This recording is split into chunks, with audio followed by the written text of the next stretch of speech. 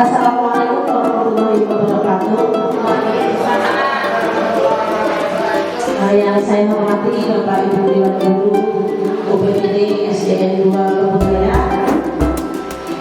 Pertama-tama saya akan menyampaikan puji syukur kepada Allah Subhanahu wa Ta'ala karena berkat rahmat dan hidayahnya kita masih diberi kesempatan untuk berkumpul hari ini dalam aksi nyata menurut 1.4 tentang budaya positif. Salawat serta salam kita berdoa kepada junjungan kita yang besar Muhammad Sallallahu Alaihi Wasallam, kepada sahabat berikut beliau hingga akhir zaman. Selanjutnya ucapan ribuan terima kasih karena telah bersedia hadir di sini mengganggu waktunya.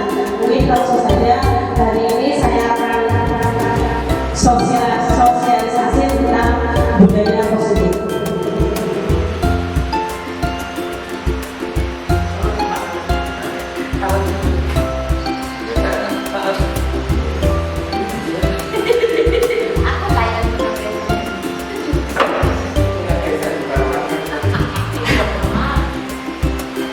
Mungkin sebelum ke tentang materi budaya positif, setujukah Anda dengan pernyataan berikut ini? Yang pertama, hukuman yang tidak menyenangkan dapat mendisiplinkan anak. Yang kedua, pemberian hukuman dengan hal positif dapat meningkatkan disiplin anak. Yang ketiga, membuat anak merasa bersalah dapat mengubah perilaku anak menjadi lebih baik. Yang keempat, memberi penghargaan dapat meningkatkan motivasi belajar anak.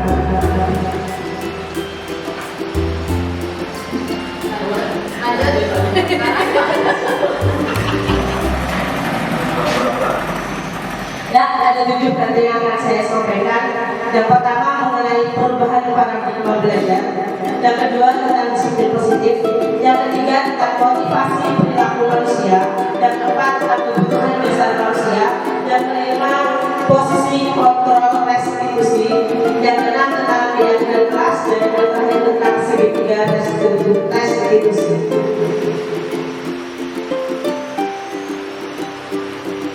Yang pertama mengenai perubahan paradigma teori kontrol oleh Dr. William Brewster meluncurkan beberapa miskonsepsi tentang makna kontrol.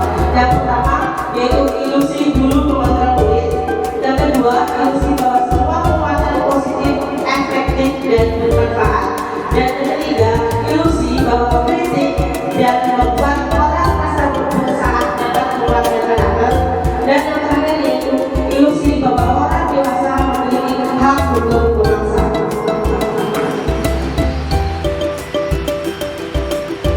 Bagaimana seseorang bisa berubah dari paradigma stimulus respon kepada pendekatan teori kontrol menurut Stek? Bila kita ingin membuat kemajuan perlahan sedikit demi sedikit, maka ubahlah sikap atau perilaku Anda. Namun, bila kita ingin memperbaiki cara-cara utama kita, maka kita perlu mengubah kerangka acuan kita. Ini adalah perubahan paradigma stimulus respon ke teori kontrol. Stimulus respon, realitas kebutuhan kita sama, kita harus berpikir bahwa realitas kebutuhan kita itu berbeda. Jadi kita tidak bisa menyamakan. Yang kedua, semua orang melihat hal yang sama. Kita harus mempunyai pikiran bahwa setiap orang memiliki gambaran yang berbeda. Dan yang ketiga, kita mencoba mengubah orang agar berpandangan sama dengan kita, tapi kita harus berusaha memahami pandangan orang lain tentang dunia. Selanjutnya, perilaku buruk dilihat sebagai suatu kesalahan, dan kita harus belajar berpikir bahwa semua perilaku memiliki tujuan, walaupun itu perilaku baik ataupun perilaku jelek. Orang lain bisa mengontrol saya, hanya Anda yang bisa mengontrol diri Anda sendiri. Saya bisa mengontrol orang lain, Anda tidak bisa mengontrol orang lain. Untuk stimulus respon yang selanjutnya, pemaksaan ada pada saat bujukan gagal. Kita mempunyai pikiran bahwa kolaborasi dan konsensus menciptakan pilihan Yang terakhir, model berpikir menang atau kalah, menang atau kalah. Dan kita harus mempunyai pemikiran bahwa model berpikir kita harus menang dan menang. Makna kata disiplin. Bapak pemimpin kita Hajar Dewantara menyatakan bahwa di mana ada kemerdekaan, disitulah harus ada disiplin yang kuat. Sesungguhnya disiplin itu bersifat disiplin, yaitu kita sendiri yang mewajibkan kita dengan sekeras-kerasnya. Tetapi itu sama saja. Kenapa? Sebab kalau kita tidak dapat melakukan suatu disiplin, wajiblah orang lain atau penguasa lain yang mendisiplinkan diri kita. Dan peraturan demikian itulah harus ada di dalam suasana yang memungkinkan. Di situ dijelaskan bahwa Ki Hajar Dewantara menyatakan bahwa untuk mencapai kemerdekaan atau dalam konteks pendidikan kita saat ini, untuk menciptakan murid yang merdeka, syarat utamanya adalah harus ada disiplin yang kuat. Disiplin yang dimaksud adalah disiplin diri yang memiliki motivasi internal berasal dari motivasi dari dalam. Jika kita tidak memiliki motivasi internal, maka kita memerlukan orang lain atau pihak lain untuk mendisiplinkan kita, atau motivasi eksternal, karena berasal dari luar, bukan dari dalam diri kita sendiri. Dengan kata lain, disiplin diri juga mempelajari bagaimana cara kita mengontrol diri dan bagaimana menguasai diri untuk memilih tindakan yang mengacu pada nilai-nilai yang kita hargai. Dan dengan kata lain juga, seseorang yang memiliki disiplin diri berarti mereka bisa bertanggung jawab terhadap apa yang dilakukannya, karena mereka berdasarkan tindakan mereka pada nilai-nilai kebajikan universal. Sebagai pendidik, tujuan kita adalah menciptakan anak-anak yang memiliki disiplin diri, sehingga mereka bisa berperilaku dengan mengacu pada nilai-nilai kebajikan universal dan memiliki motivasi intrinsik, yaitu motivasi dari dalam, bukan motivasi ekstrinsik. Nilai-nilai kebajikan yaitu sifat-sifat positif manusia yang merupakan tujuan mulia yang ingin dicapai setiap individu, seperti yang dikemukakan oleh Dr. William pada teori kontrol, menyatakan bahwa setiap perbuatan pasti memiliki suatu tujuan. Dan selanjutnya dia juga mengemukakan bahwa dengan menaikkan nilai-nilai kebajikan yang diyakini, seseorang maka motivasi intrinsiknya akan terbangun, sehingga menggerakkan motivasi dari dalam untuk dapat mencapai tujuan mulia yang diinginkan. Ini adalah kebajikan universal yang harus kita laksanakan apabila kita nanti sebelum ke kurikulum merdeka, yaitu ini adalah profil pelajar Pancasila. Yang pertama, beriman, bertakwa kepada Tuhan Yang Maha Esa, dan berakhlak mulia, mandiri, kreatif, dan berkebinekaan global, bergotong royong serta berkenalan kritis. Ini ada buku teknik harus simak.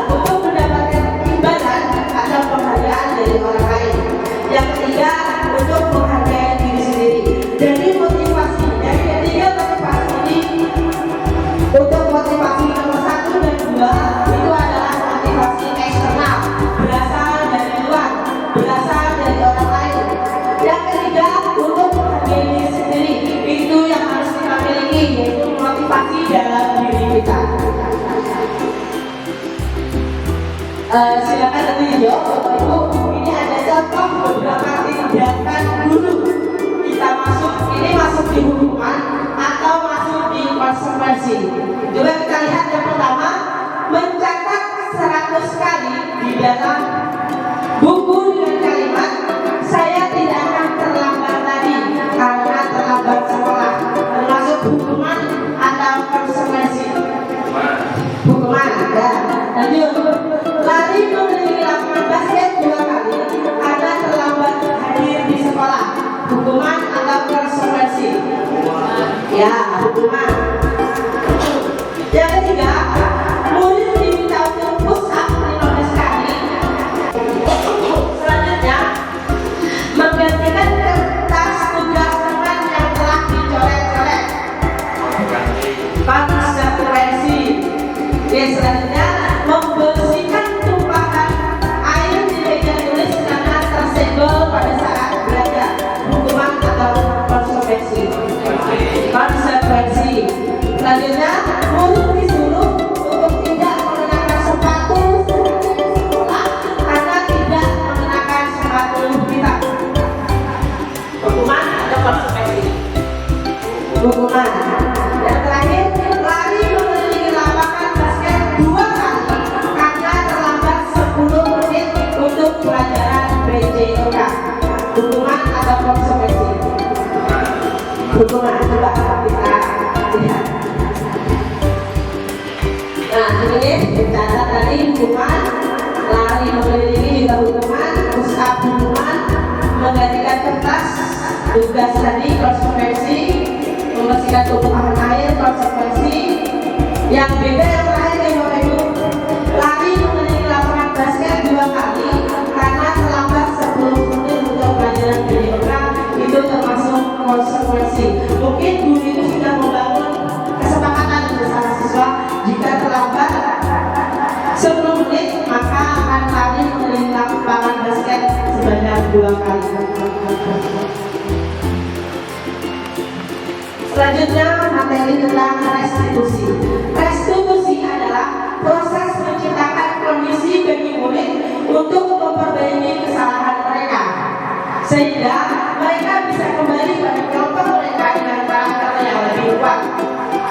Restitusi juga merupakan proses kolaboratif yang mengajarkan murid untuk mencari solusi untuk masalah mereka dan membantu murid berpikir tentang orang seperti apa yang mereka inginkan menjadi tujuan kuliah dan bagaimana mereka harus memperlakukan orang lain.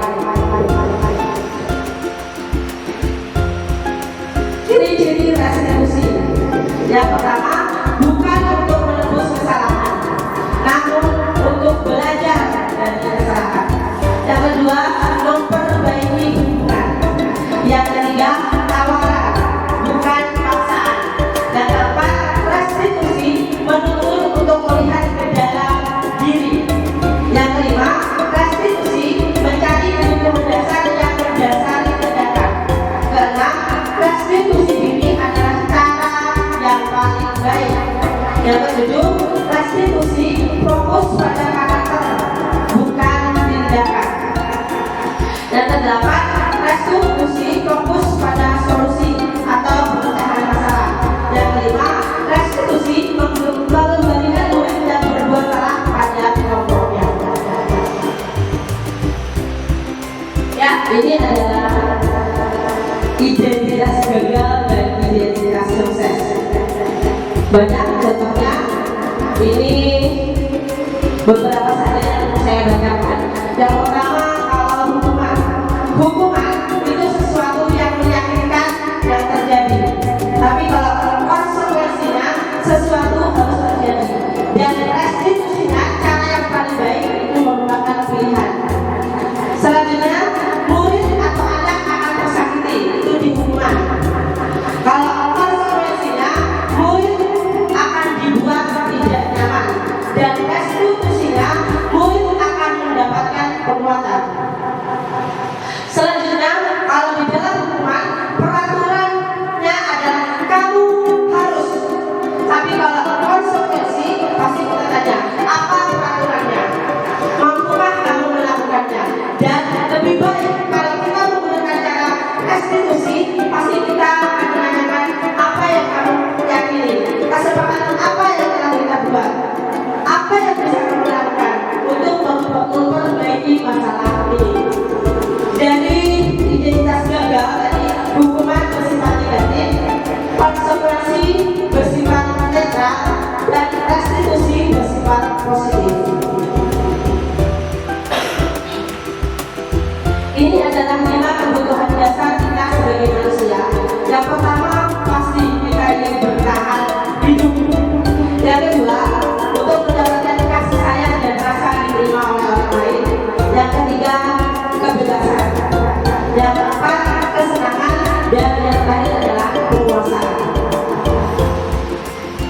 Silakan disimak tentang 5 posisi kontrol video.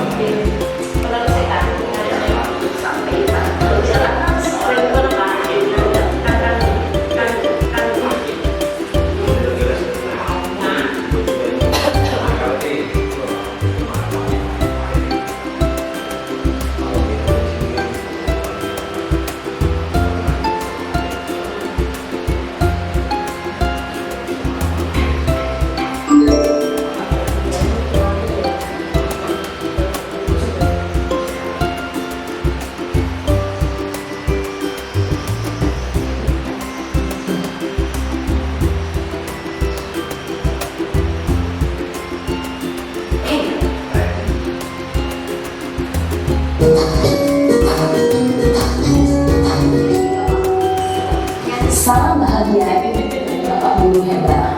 Dalam penerapan disiplin positif restitusi, salah satu program yang dikembangkan adalah 5 posisi kontrol. 5 posisi kontrol dalam restitusi adalah proses perjalanan seorang pendidik agar dapat mengenali dirinya. Pada video kali ini, kita akan membahas tentang 5 posisi kontrol yang dikembangkan oleh Daniel Gosser dan contoh penerapannya.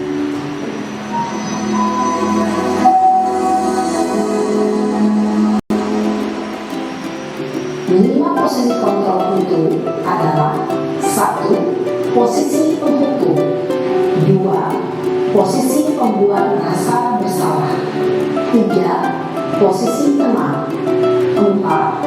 Posisi pemantau atau monitor, dan 5. Posisi manajer.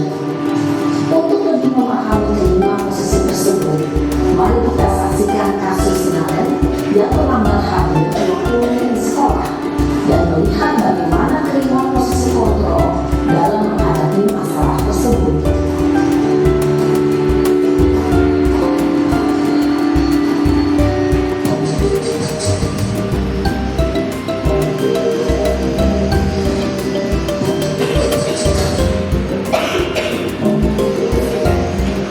Nah,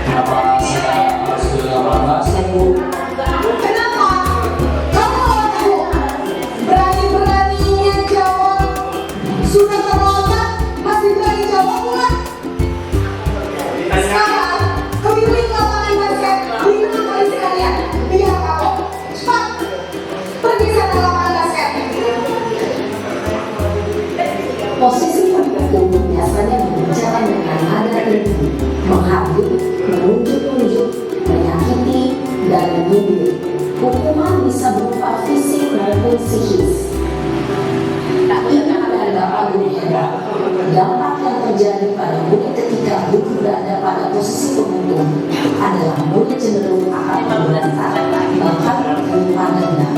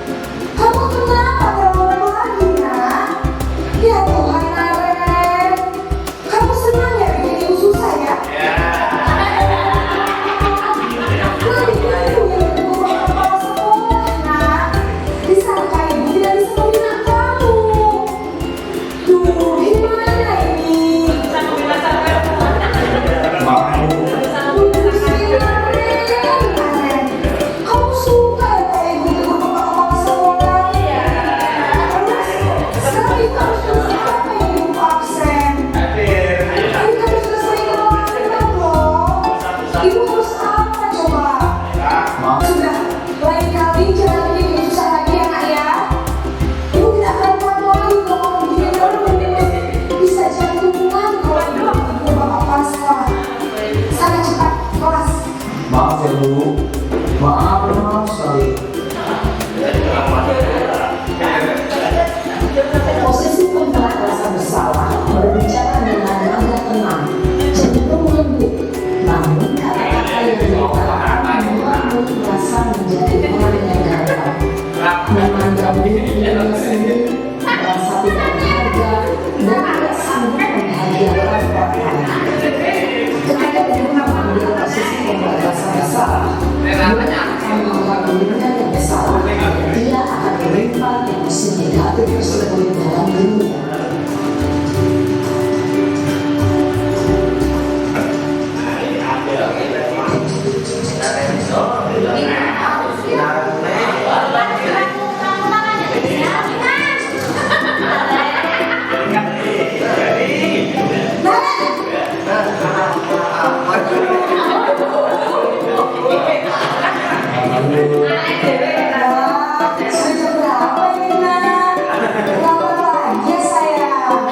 Iya Bu, habis ibu saya belum mengeluarkan saya Bu.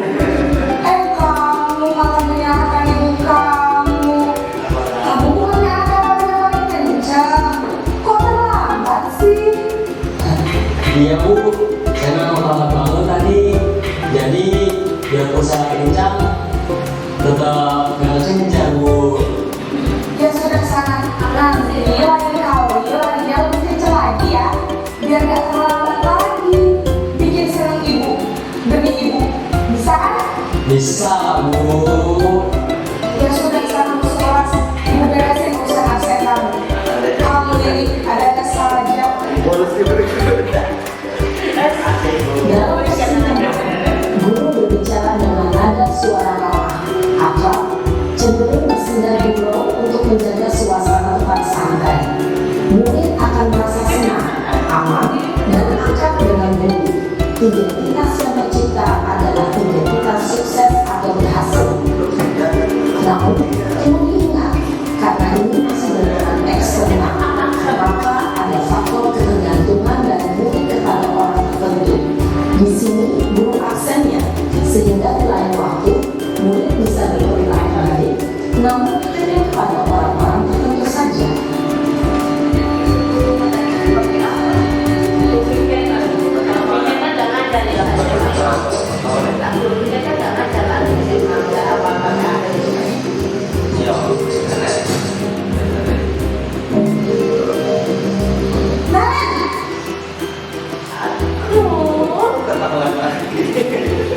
Baik Bu. Nah, apa peraturan sekolah kita tentang jam berapa kita harus masuk sekolah, Nak? Kita harus di sekolah itu Bu.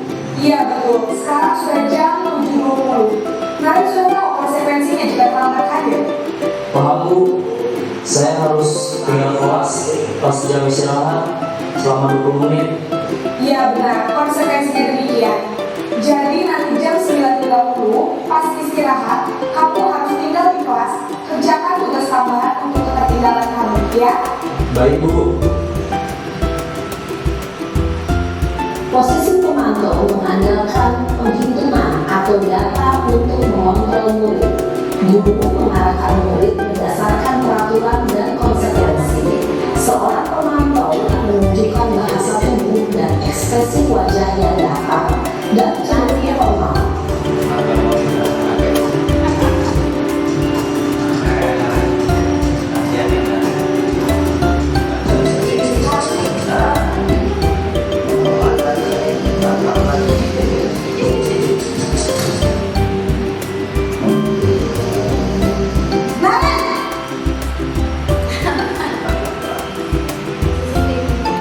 Selamat pagi Bu. Selamat pagi Naren. Maaf Bu, saya terlambat. Iya, sekolah masuknya jam 7, sekarang sudah jam 7.20. Jadi sekarang bagaimana ini Naren? Maaf Bu, saya lupa secara saya semalam. Baiklah, menurut kamu, keyakinan sekolah yang mana yang perlu kamu tingkatkan? Menghargai diri sendiri dan orang lain mungkin ya Bu. Setuju. Jadi, apakah Naren meyakini prinsip saling menghormati tersebut? Iya Bu, saya meyakininya. Apakah Naren bersedia memperbaiki masalah keterlambatan ini? Bersedia Bu. Bagaimana kamu akan memperbaiki masalah keterlambatan ini? Saya akan coba untuk tidak lupa menyetel alat saya. Baik, kalau Naren punya alarm di rumah, ada orang yang kira-kira bisa bantu mengingatkan tidak? Ada Bu, kakak saya, Kak Emma. Ada lagi selain Kak Emma? Selain Kak Emma, ada ibu saya. Baik, jadi yang mengingatkan Naren adalah Kak Emma dan ibu kamu ya? Kira-kira akan mulai alarm kapan ya Naren? Setelah pulang sekolah, akan segera saya lakukan. Baik, jadi Naren akan setel alarm untuk bangun besok pagi dan akan diingatkan oleh kakak dan ibu dan Naren ya. Ada lagi yang mungkin perlu dilakukan Naren agar tidak terlambat bangun lagi. Tidak ada Bu. Baik Naren, terima kasih untuk kerjasama kamu. Sekarang kamu perlu kembali ke kelas untuk belajar. Baik Bu, terima kasih. Posisi manajer adalah posisi kontrol yang disarankan untuk membimbing murid memiliki sikap disiplin yang positif, yaitu murid yang mandiri, bertanggung jawab, dan dapat memecahkan masalah. Tujuan dari posisi ini adalah agar murid dapat berefleksi atas tindakannya. Guru akan terus memberikan pertanyaan-pertanyaan bermakna, sehingga membuat murid dapat belajar dari kesalahannya dan mencari sebuah solusi untuk menyelesaikan. Ibu dan bapak guru hebat, setelah mengamati adegan kelima posisi kontrol tadi, kira-kira posisi mana yang paling ideal? Posisi mana yang dapat menunjang motivasi intensif murid? Ya, tentu posisi manajer. Posisi ini memang posisi ideal dan ingin dituju setiap murid. Pada posisi inilah, guru dapat menerapkan disiplin positif yang berpihak pada murid, yang memerdekakan murid. Perjalanan seorang pendidik tentunya tidak mudah untuk sampai pada posisi seorang manajer. Namun, tujuan kita pasti, yaitu menciptakan murid-murid yang mandiri, merdeka, dan bertanggung jawab. Semoga penggambaran 5 posisi kontrol yang telah diperlihatkan ini dapat menjadi ajang refleksi bagi kita semua agar dapat terus memasak dan menerapkan disiplin positif yang memerdekakan murid. Mari terus berlatih dan bersemangat. Selamat menerapkan. Salam dan bahagia Ibu dan Bapak Guru hebat.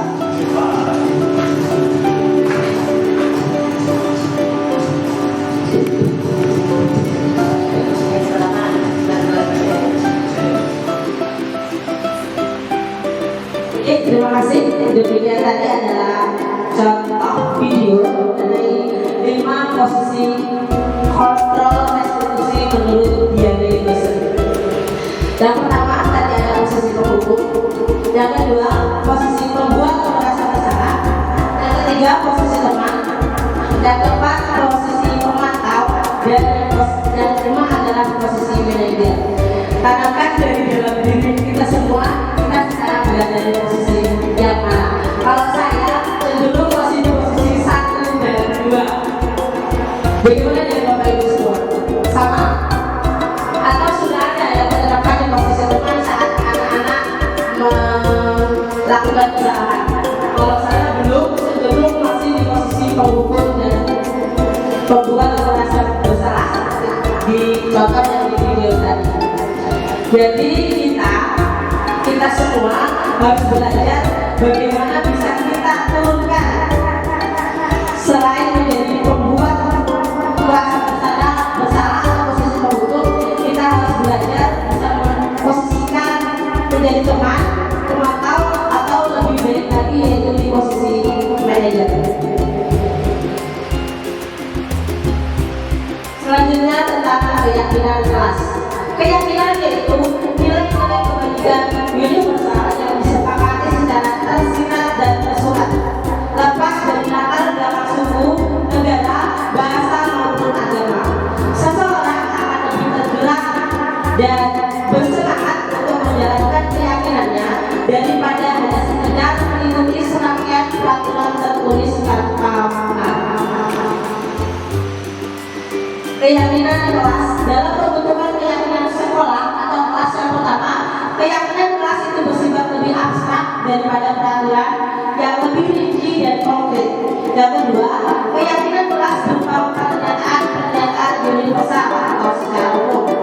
Selanjutnya, keyakinan kelas senantiasa dibuat dalam bentuk kalimat atau kata-kata yang positif.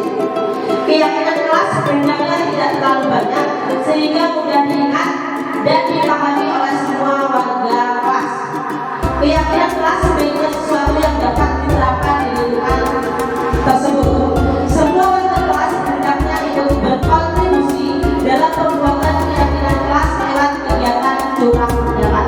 Dan yang terakhir, bersedia meninjau kembali keyakinan kelas dari waktu ke waktu.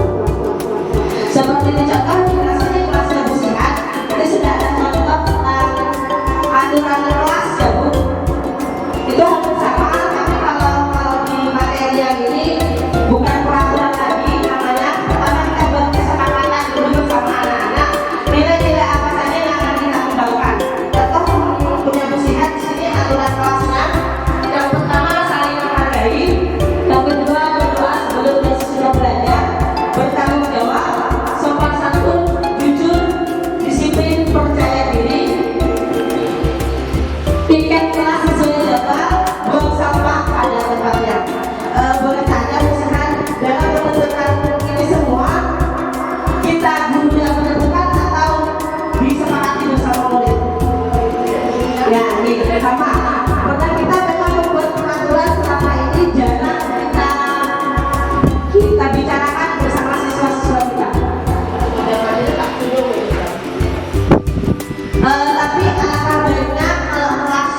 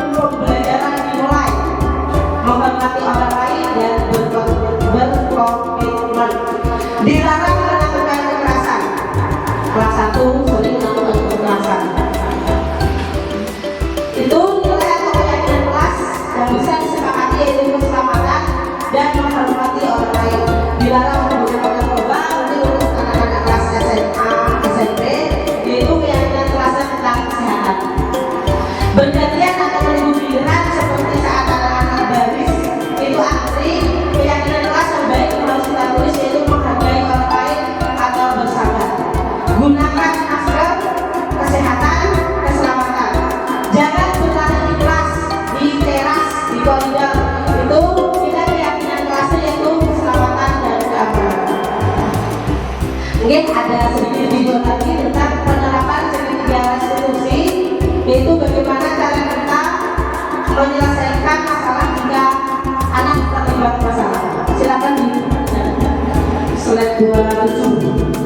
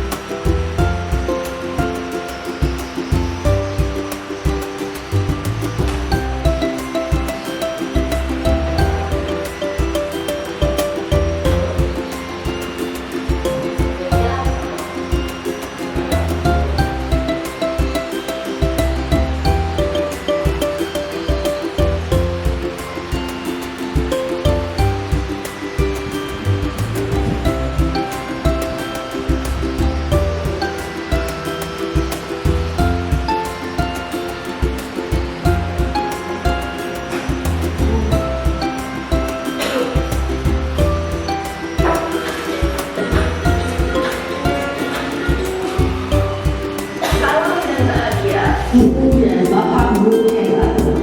Pada video kali ini kita akan membahas tentang salah satu program disiplin positif yang akan digunakan sekolah yang dikenal dengan nama restitusi.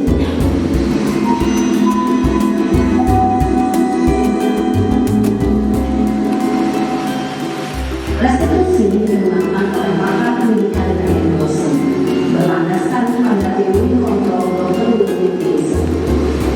Segitiga restitusi adalah suatu proses dialog yang dijalankan oleh guru atau orang tua agar dapat menghasilkan murid yang mandiri dan bertanggung jawab.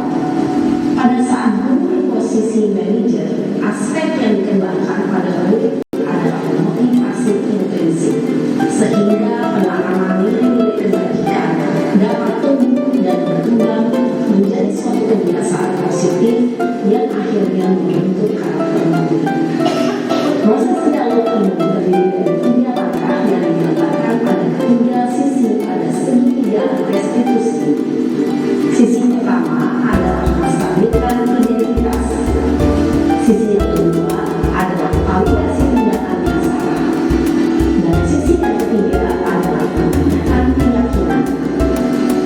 Ibu dan Bapak Guru, berikut ini akan menunjukkan bagaimana seorang guru berada dalam posisi manajer menggunakan penerapan segitiga restitusi.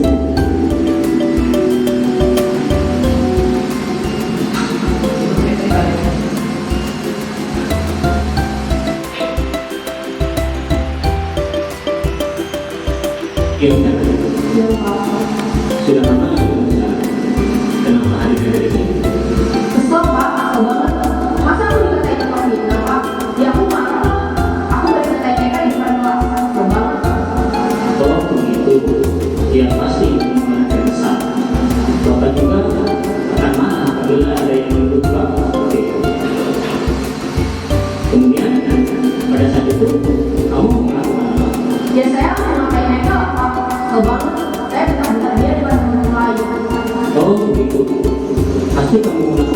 itu harus ada ketentuan. Iya Pak, saya biasa aja Pak. Ya saya bela diri lah. Maksud saya ditutup bangunan. Ya wajar, mempertahankan harga diri itu sesuatu yang penting. Tentu kamu tidak memiliki kata hanya minta. Iya Pak. Untung saya masih bersabar dan saya meminta saja. Sudah gemes Pak Pak. Saya pasti bela diri lah. Ya pasti ya, tapi kamu memilih untuk tetap bertahan dan bersabar. Kamu memilih untuk tidak berbuat lebih parah lagi. Iya. Nah, sekarang coba kita lihat tindakan kamu yang mengakibatkan ikhlas. Tindakan kamu itu kira-kira sesuai dengan keyakinan ikhlas atau prinsip kamu tidak? Enggak lah Pak. Capek Pak di rumah. Jadi keyakinan dan prinsip mana yang kurang sesuai dengan keinginan kamu? Ya, saya sebenarnya sangat menghargai orang lain. Mungkin saat itu saya menjadi emosi, jadi tidak menemukan sikap itu. Kamu meyakini menghargai orang lain itu penting untuk kamu? Yakin lah Pak. Iya, setuju. Kita harus saling menghargai. Namun, ada juga keyakinan yang kita sepakati yang perlu kita jalankan. Apabila kita sedang marah, Ya, saya bisa berarti mulai dengan diri sendiri. Saya bisa jadi lebih sabar, melalui waktu jauh berpikir bahwa apa saja. kira-kira kamu bersedia memperbaiki masalah ini tidak? Sedia Pak. Kalau kamu memperbaiki masalah ini, kamu akan menjadi orang seperti apa? Saya akan menjadi orang yang bertanggung jawab ya Pak. Dan senantiasa proaktif. Iya, menurut kamu bagaimana rasanya menjadi orang seperti itu? Ya nyaman lah, bangga dan sabar dan hati. Baiklah kalau begitu, yuk kita pikirkan bagaimana memperbaiki masalah ini.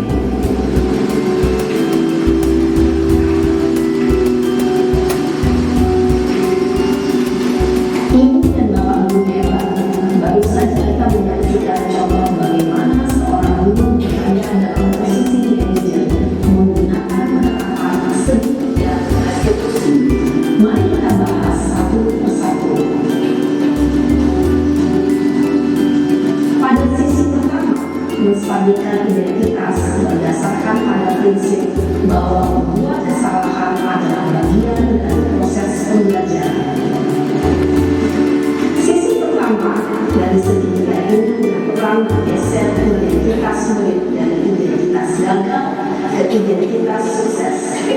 Murid yang sedang bertingkah laku yang tidak pantas atau menarik diri saat itu sedang mengalami identitas gagal.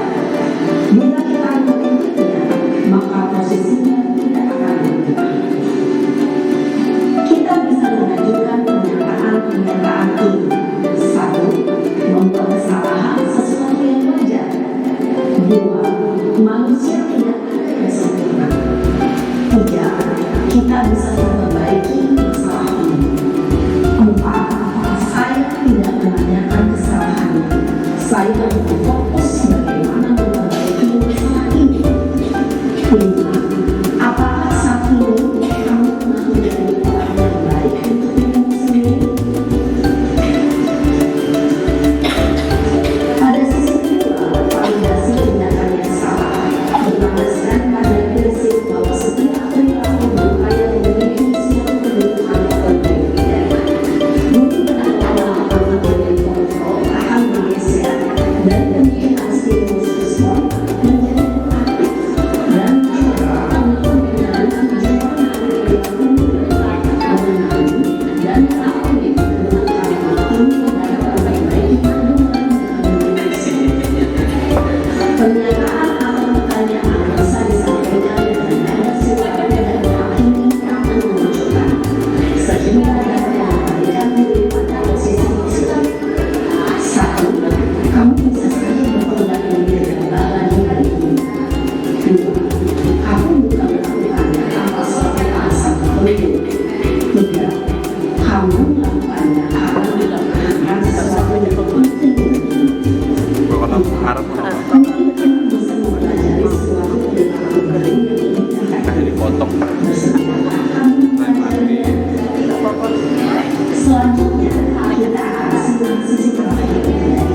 menanyakan keyakinan.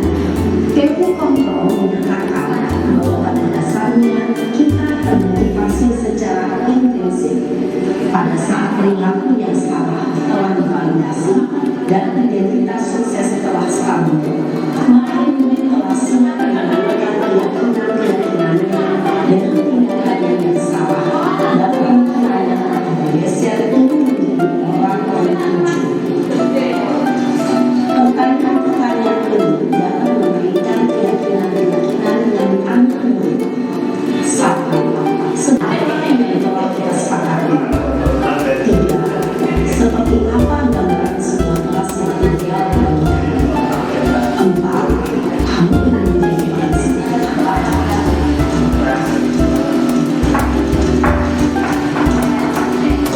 Dalam menerapkan segitiga restitusi, perlu diperhatikan beberapa hal. Satu, perilaku yang salah perlu dikaitkan dengan keyakinan-keyakinan yang telah disepakati atau dibenarkan. Dua, kesediaan orang yang melakukan kesalahan untuk memperbaiki masalah. Tiga, pemecahan masalah sebisa mungkin pada saat akan menuntut hubungan dan masalahnya. Empat, usaha perlu adanya suatu usaha perbaikan dan pihak yang membuat kesalahan. Lima, waktu perlu didedikasikan waktu dan pihak yang membuat kesalahan.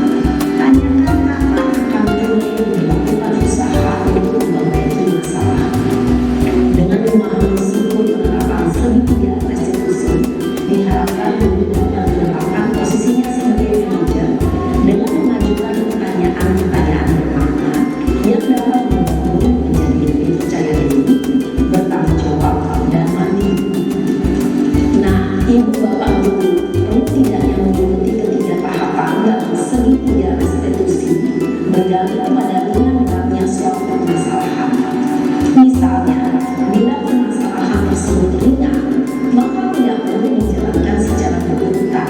Bahkan bisa semula menanyakan apa keyakinan yang kita sepakati.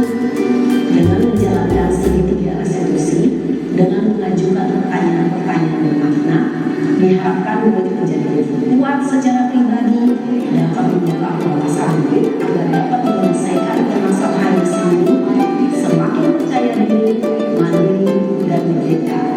Salam dan bahagia, ibu bapak guru hebat.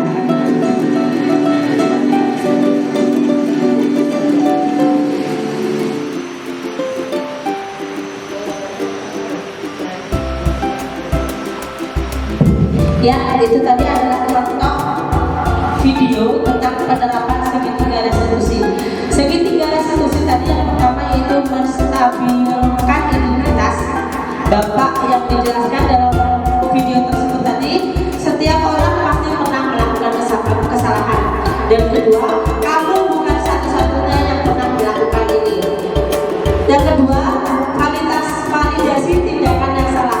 Kamu tentu punya alasan mengapa melakukan itu.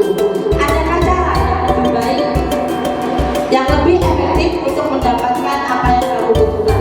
Dan yang terakhir adalah keyakinan kelas. Di dalam menanyakan keyakinan kelas apa yang telah kita sepakati? Dan kamu ingin menjadi orang yang seperti apa?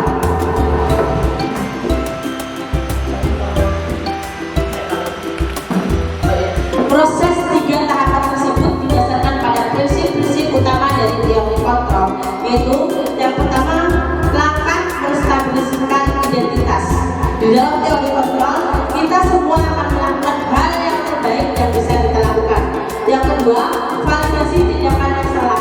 Semua perilaku memiliki alasan, baik perilaku yang baik maupun perilaku yang buruk. Dan yang ketiga, yaitu kita menanyakan keyakinan kelas, ya, keyakinan yang telah disepakati. Kita semua memiliki motivasi internal, yaitu motivasi dari dalam.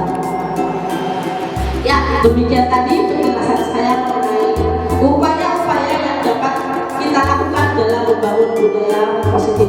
Sebelum saya akhiri, adakah yang ingin berpendapat atau ada yang mau ingin disampaikan, Bapak Ibu yang lainnya? Terima kasih. Pak Udin ada yang disampaikan? Ya ada, sama yang lain? Oke, terima kasih.